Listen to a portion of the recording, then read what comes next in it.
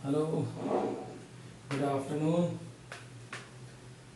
आदाब, नमस्कार एंड सत श्री अकाल। कैसे हैं आप लोग? सब ठीक? कैसे हैं? क्लास 12 सब बढ़िया? Okay, I hope so. और अच्छा ही होना चाहिए और अच्छे से रहिए और पढ़ाई करते रहिए। Now class 12 last topic dipole खत्म करने के बाद now we are at the topic and we have to derive, यानी कि हम लोगों को एक्सप्रेशन डिराइव करना है जिसमें हम बात करेंगे कि अगर किसी डायपोल को हम यूनिफॉर्म इलेक्ट्रिक फील्ड में प्लेस कर दें तो what will be the resultant force and the resultant electric field क्या होगा, है ना। तो मैं भूल भुलैया की कहानी ख़त्म करते हुए सीधा टॉपिक पर आ जाता हूँ कि अगर हम किसी भी डायपोल को यूनिफॉर्म इलेक्ट्रिक फील्ड पर रख देते हैं, है ना, यानी कुछ यूनिफॉर्म इलेक्ट्रिक फील्ड में अगर हम उसको प्लेस कर देते हैं तो सर्टेनली उस डायपोल पर टॉर्क रहेगा। लेकिन एक कहानी ये आती है कि वो डिपेंड करता है कि आप किस एंगल पर रखते हो। एंगल इज़ वेरी इंपॉर्टेंट, वो एंगल बहुत मैटर करता है जिस एंगल पर आप उस डायपोल को रखिएगा। ठीक है, अगर आपने उस डायपोल को और यूनिफॉर्म इलेक्ट्रिक फील्ड के बीच के एंगल को जीरो कर दिया तो टॉर्क की वैल्यू जीरो हो जाएगी। अगर आपने उस डायपोल को perpendicular to uniform electric field रख दिया तो आपकी टॉर्क मैक्सिमम हो जाएगी। ठीक है ना। क्वेश्चन ये आता है कि चलो हो जाएगी, फोर्स क्या होगा, है ना, फोर्स क्या होगा। तो हम फोर्स भी कैलकुलेट करें, क्योंकि ये भी हम जानते हैं कि अगर किसी भी चार्ज को इलेक्ट्रिक फील्ड में रखा जाए या ले जाया जाए तो उस चार्ज पर एक फोर्स एक्सर्ट होता है। ठीक है, फाइन। अब उस फोर्स की वैल्यू क्या होगी, रिजल्टेंट फोर्स क्या आएगा। अब ये हम जरा सा देखें यहाँ पर और उसके बाद फिर हम कंक्लूड करें। फाइन, तो हम क्या करते हैं, एक्सप्रेशन है कि question derive an expression of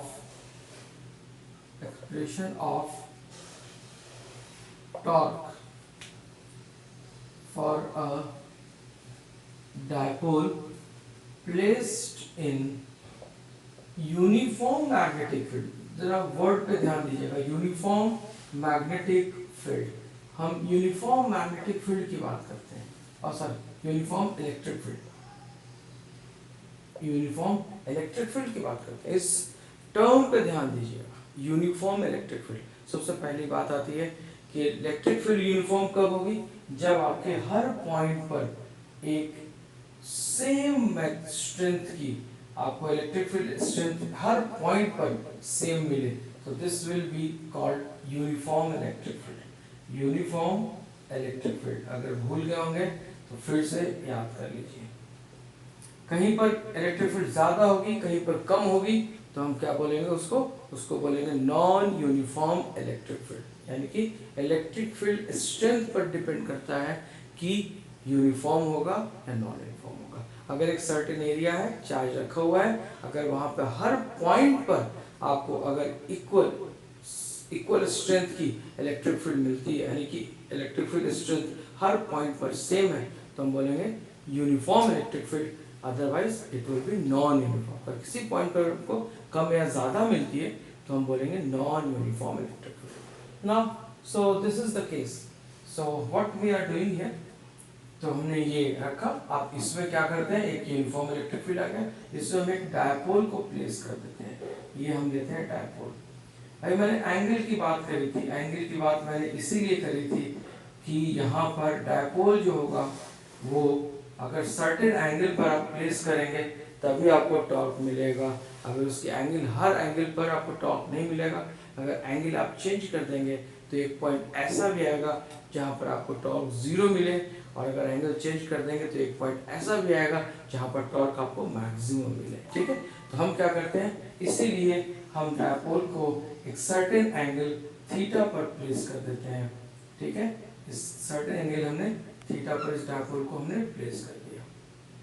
ठीक है, यहाँ पर हम क्या लेते हैं बताइए, यहाँ पर लिख देते हैं हम प्लस क्यू एंड यहाँ पर लिख देते हैं हम माइनस क्यू, राइट। और इस डायपोल की लेंथ क्या ले लेंगे आप लोग, so this is equal to 2a। So यहाँ से हम स्टार्ट करेंगे derivation. Let dipole consist of minus q and plus q charges separated by 2a distance is placed in consisting of minus q and plus q charges separated by 2a distance is placed in uniform electric field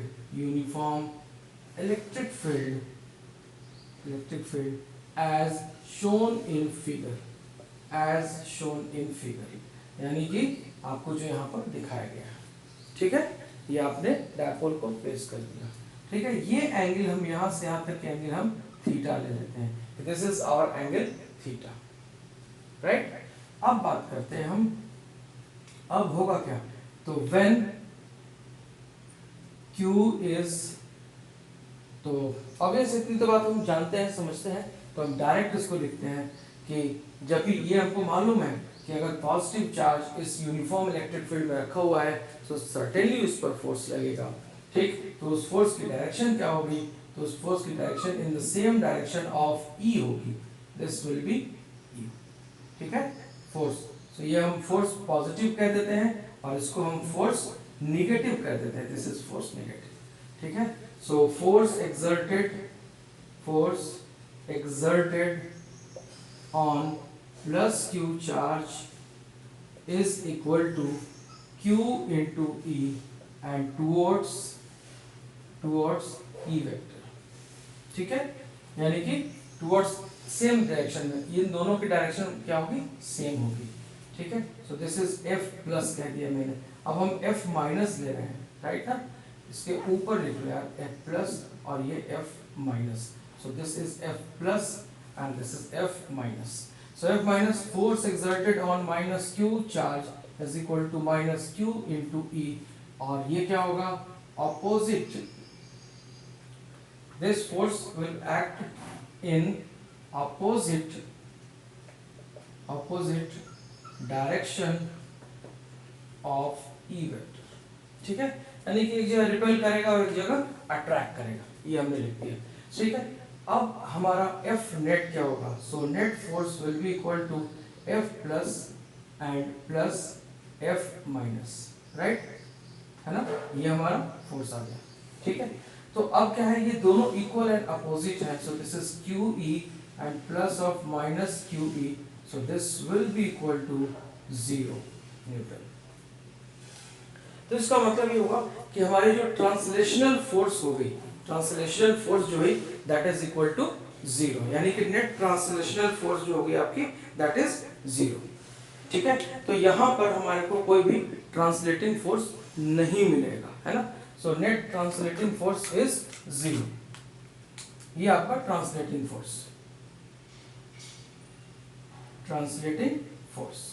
ठीक, अब 0 हो गई, लेकिन अगर आप यहाँ पर गौर से देखिए तो इस दोनों एंड पर एक पॉजिटिव चार्ज और नेगेटिव चार्ज दोनों एंड पर क्या होगा, इक्वल एंड अपोजिट आपको एक फोर्स एक्ट कर रहा है, it means it will produce torque. ठीक है ना, यहाँ इस एंड पर और इस एंड पर देखें, इसको हम A नाम देते हैं, इसको हम B नाम देते हैं, तो दोनों एंड पर इक्वल फोर्स एंड अपोजिट, तो इसका मतलब ये होगा कि अगर हमारे को टॉर्क कैलकुलेट करना होगा तो हम क्या लिखेंगे, यहाँ से परपेंडिकुलर डिस्टेंस ड्रॉ कर देंगे तो ये हमारे को टॉर्क मिल जाएगा। ठीक है, क्योंकि टॉर्क क्या कहता है, torque is nothing but force into perpendicular distance, force into perpendicular distance produces torque. ठीक है, तो हम यहाँ पर लिख सकते हैं कि since equal and opposite charge forces are acting different points, right, different points, so they are producing a torque. ठीक है, फाइन। तो इसके आगे हम क्या लिखें, इसको मैं रब कर देता हूं, तुम्हारा नेट फोर्स 0 आ गया। तो हम यहाँ पर लिख देंगे कि since equal and opposite forces are acting on different points, so it can produce a torque। ठीक है, ये टॉर्क के कंसेप्ट को हमारा वैलिड करता है। ठीक है, फाइन। नेक्स्ट हमारी अगर हम बात करें तो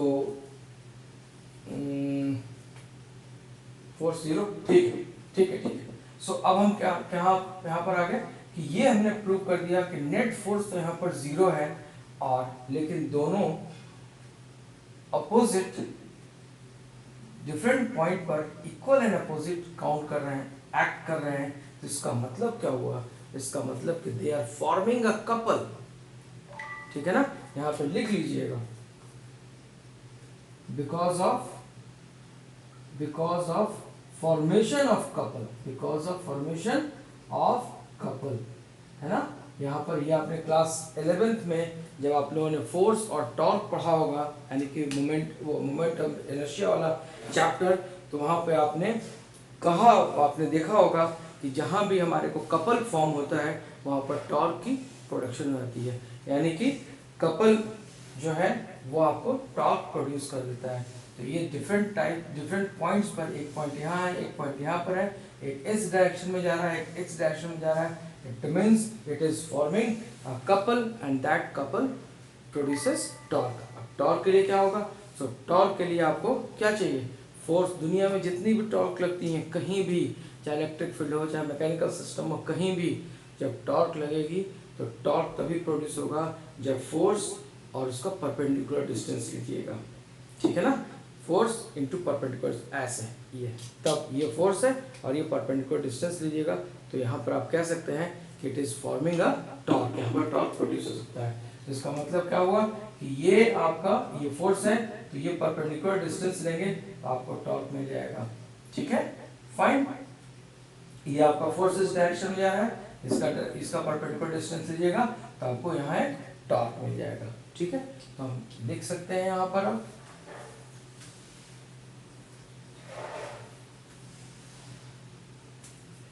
अब हम यहाँ की बात करते हैं। सो कैसे लिखिएगा, therefore torque produced, okay, is equal to force into perpendicular distance, force into perpendicular distance। ठीक है, तो ये एंगल हमने थीटा ले लिया, तो ये हमारा परपेंडिकुलर डिस्टेंस है। ठीक है, ये हमारा परपेंडिकुलर डिस्टेंस, हमने इसको क्या ले लें, इसको हम x मान लेते हैं कि this is our perpendicular distance x। ठीक है, तो हम क्या लिखेंगे, since sin theta is equal to x by 2a, so x is equal to 2a sin theta. तो ये हमारा कितना होगा, फोर्स इंटू x। ठीक है, और x की वैल्यू कितनी आ जाएगी, 2a। ठीक है ना, 2a sin theta into f। ठीक, और f किसके बराबर होगा, f किसके बराबर होगा, f is equal to QE into 2a sin theta, and since P is equal to dipole moment, ये हमारा डायपोल मोमेंट आता है, and this dipole moment is equal to Q into 2a। तो हम क्या लिख सकते हैं, टॉर्क, इसको हम ऐसे रिप्रेजेंट करते हैं। इसका मतलब क्या हुआ कि ये हमारा डायपोल मोमेंट P आ गया, हमारा इलेक्ट्रिक फील्ड इस डायरेक्शन में आ गया। ठीक है, ये यहाँ आ गया, तो टॉर्क कहाँ प्रोड्यूस होगा। ठीक, so this we can write P is equal to dipole moment, So torque is equal to PE sin theta. This is Newton meter. Fine. This is Newton meter. Now अब हम क्या लिखेंगे यहाँ पर? This can be written as tau. अगर हम vector के form में लिखें, so this will be written as P vector and cross E vector. ये वही वेक्टर की साइन है जो हम लोग पढ़ते हुए आ रहे हैं, A क्रॉस B वेक्टर, जो आपने फर्स्ट ईयर 11th क्लास में पढ़ा होगा कि A cross B vector is equal to AB sin theta, और इसकी डायरेक्शन होती है इधर परपेंडिकुलर. ठीक है. So tau is equal to P sin theta. Right. अब क्या बात करते हैं स्पेशल केस की. तो हमारे को एक्सप्रेशन मिल गया. अब हम एक्सप्रेशन मिलने के बाद की बात करें. आइए, अगर हम एक्सप्रेशन मिलने के लिए बात करें, तो this is P cross E. आइए, सो स्पेशल केसेस की अगर हम बात करें, special case, so since tau is equal to P sin theta बोलेंगे आप. बोलिए, बिल्कुल सही बोला आपने. ठीक है. Tau equal to P sin theta. Right. When, first लीजिए, when theta is equal to 0, when theta is equal to 0, इसका मतलब आपने डायपोल को रोटेट किया. That is dipole is rotated in such a way